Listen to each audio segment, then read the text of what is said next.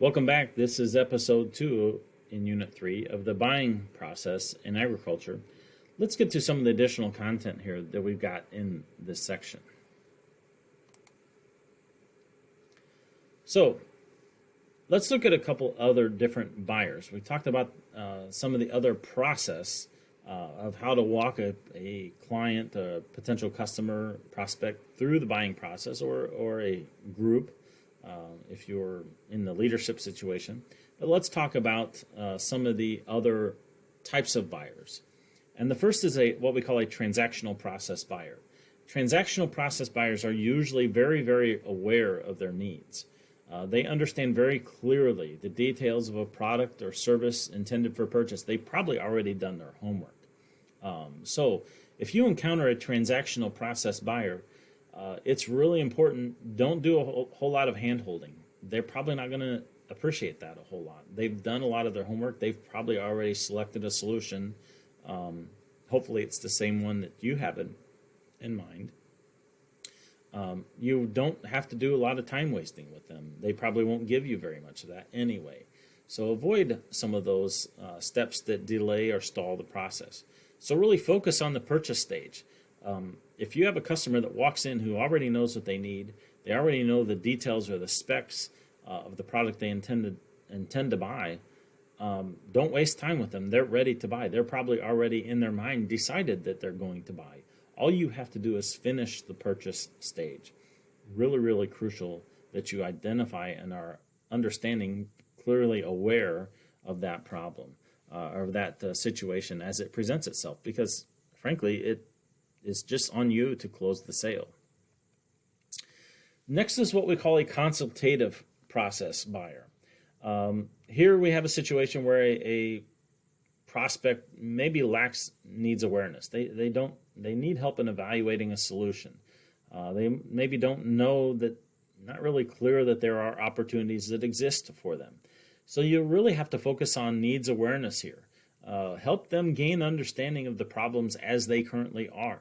And then help them, walk through them with the process to construct potential solutions. They'll appreciate that. A consultative process buyer will appreciate that you're kind of landing at a solution with them. Same thing with a team and the group dynamic. As you're presenting to them a direction in which you would like to go, again, you need to inspire them to get there.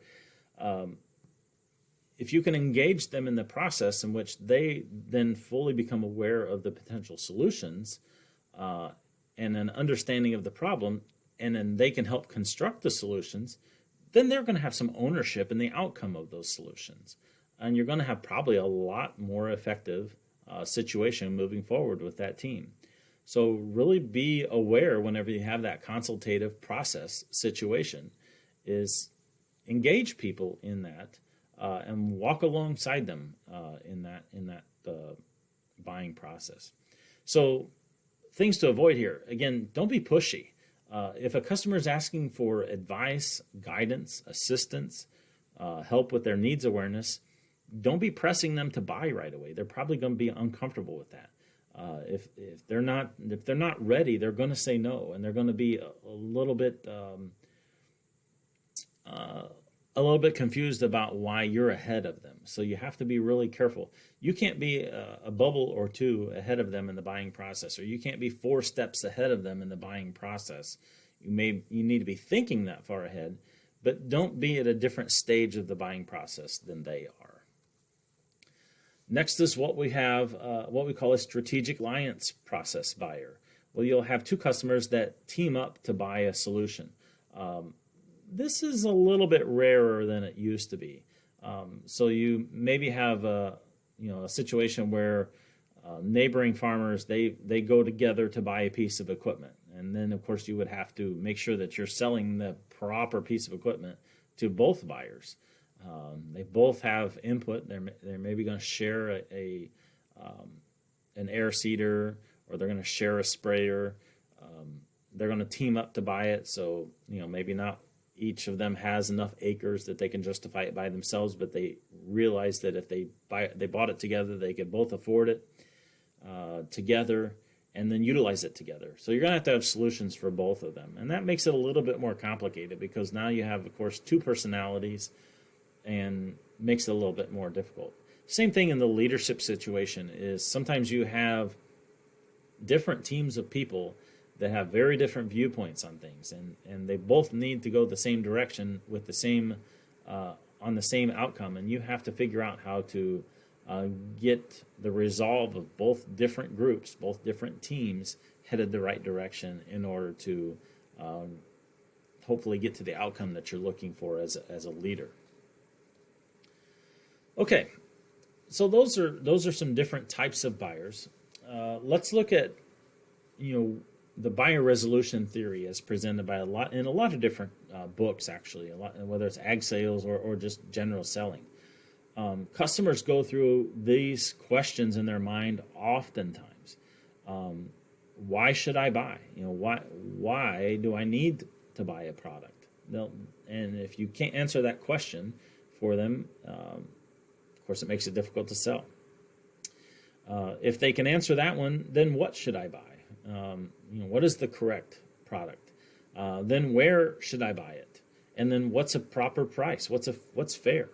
And then when is the time to pull the trigger and actually make the purchase? So sometimes it's very difficult to identify which one a customer trips up on.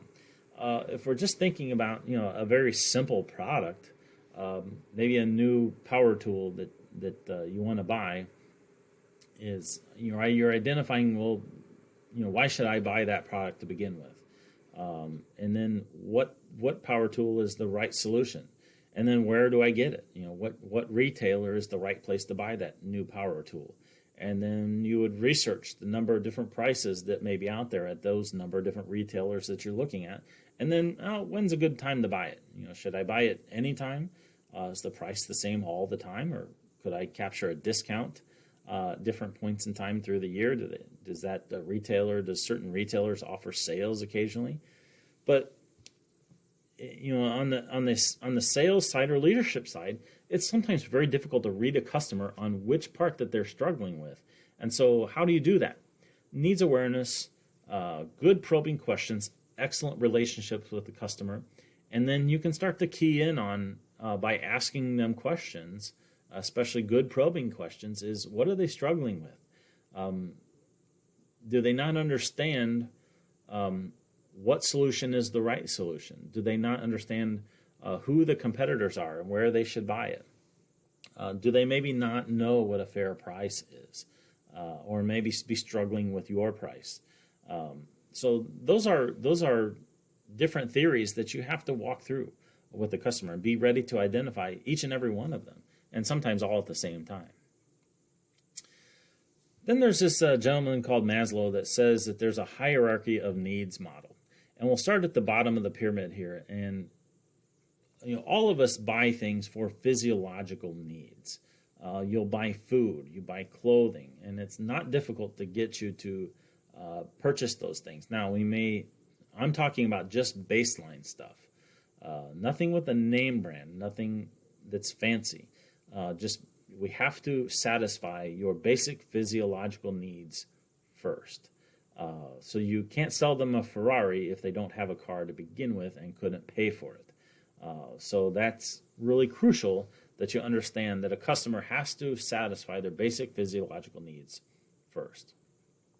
Next comes security. So if they've met their basic physiological needs, we have enough food, we're able to pay the power bill, we're able to pay the water bill, we're surviving just fine. Next, customers tend to purchase things to help them feel secure, whether it's insurance, whether it's a gate, just as simple as a gate to keep people off of your property, whether it's video cameras nowadays or security cameras. There's a lot of different things that we purchase for security reasons. Some will say they purchase a telephone for security reasons to help keep good track of each other. So that tends to be the next step up on the pyramid is if your physiological needs are met, the security needs are met, now we can move beyond things that are now we purchase for social reasons. And that might be a certain brand of boot or a certain brand of jean that because others in your social category wear or drive or use, you buy them for the same reason, the social reason. But you won't buy stuff like that if you, again, don't have enough food or you're not secure. We struggle to sell those things to people who, for social reasons, if they don't have the two previous needs met. Next is esteem. Some of us purchase things just because they make you feel good. But oftentimes you can't get to that point in the pyramid until you've satisfied the 3 blocks below it. It's difficult to justify spending the money until then. And then the tip of the pyramid is the self-actualization. This is what I call the be-all-you-can-be purchase. So that's when you maybe get to purchase the Corvette or the Ferrari or the thing that you've always wanted that has nothing to do with really anything else. It's a be-all-you-can-be buy. So those are oftentimes, again, hard to sell if one of those blocks below it is missing. So understand that as a presenter, as a seller. So again, I've got a few slides here. We'll tick through them very, very quickly, but just kind of reviewing what each of those are. That way you've got them in writing here. You can take good notes on them. Again, reflect upon how they affect you and things that you've purchased for each one of those categories to this stage in your life. The social needs thing, don't discount what that is. Sometimes we buy things just for simple approval from our peers. We often want to identify with a certain group or social order. So each of these things are important, and you need to understand where your product, service, whatever it might be, fits into that pyramid. Here's another way to kind of look at that. The group influences on buying, whether it's the customer, the role, the reference group, the social class, or the culture, and how it affects a customer's buying motives.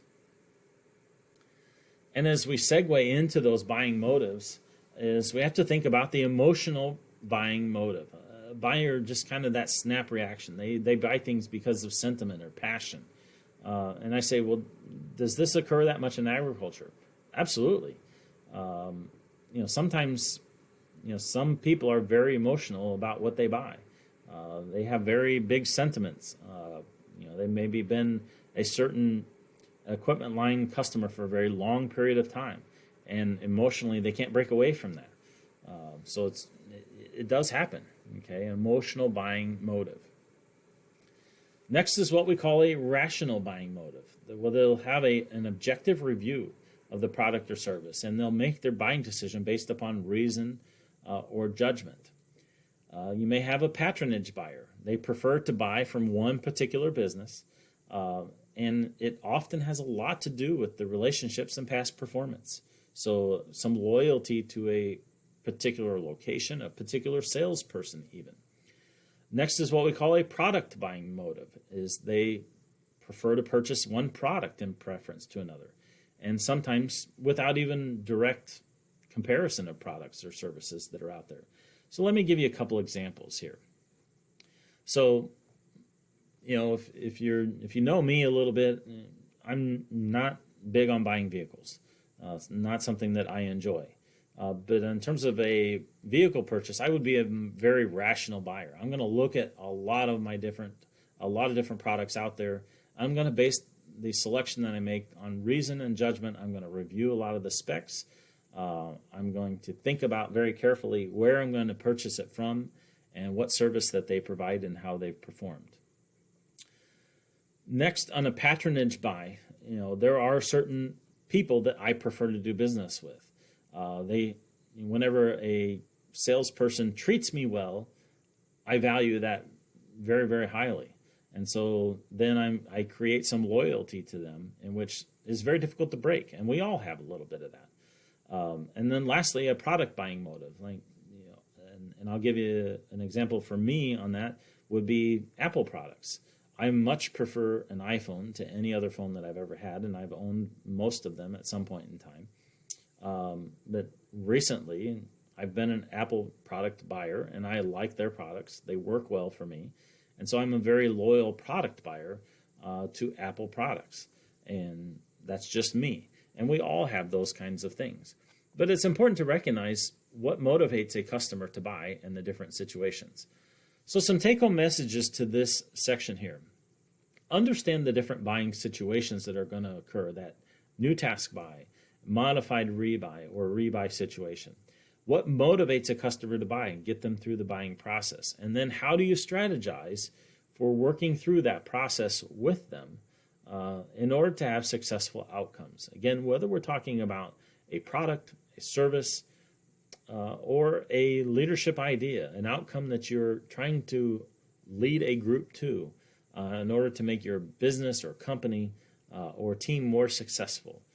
Those are all critical in kind of closing the deal here as we motivate and figure out how to match clientele with the proper solution. So hopefully this section has been enjoyable. We'll look forward to applying lots of these concepts in some of our case studies and discussions in class. Thanks for tuning in.